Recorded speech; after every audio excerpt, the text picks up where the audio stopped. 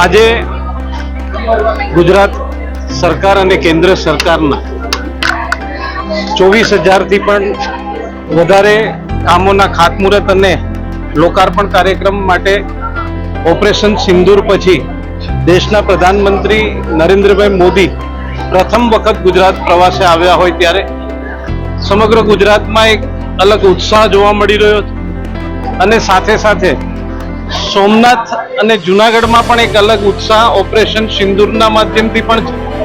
અને વંદે ભારત ટ્રેન આજે શરૂઆત થઈ એટલે એનો પણ એક અલગ ઉત્સાહ આજે જુનાગઢ અને સોમનાથમાં જોવા મળી રહ્યો છે.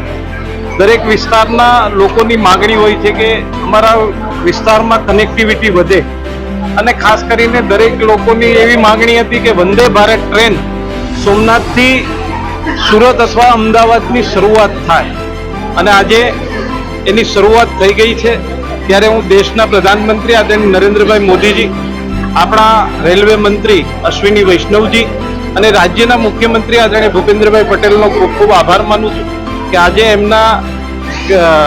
માધ્યમથી આ વંદે ભારત ટ્રેન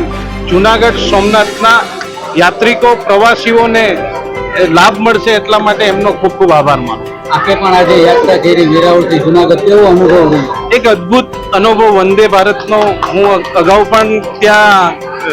કાશ્મીર વૈષ્ણોદેવી ગયો હતો ત્યારે પહેલી વખત અનુભવ કર્યો હતો, પણ આજે ખુદ આપણા વિસ્તારમાં જ્યારે વંદે ભારત ટ્રેન થતી તો એક અલગ સુખદ અનુભવ થતો હોય અને મુસાફરી કેમ સમય વયો જાય છે એનો પણ ખ્યાલ નથી રહેતો. સમયે સમયે સફાઈ થાય છે, સમયે સમયે ચા પાણી નાસ્તો ભોજન એવી તમામ વ્યવસ્થાઓ આ વંદે ભારત ટ્રેનમાં છે અને આ વિસ્તારમાં પ્રવાસન ક્ષેત્રને, વેપાર ઉદ્યોગને અને આ વિસ્તારના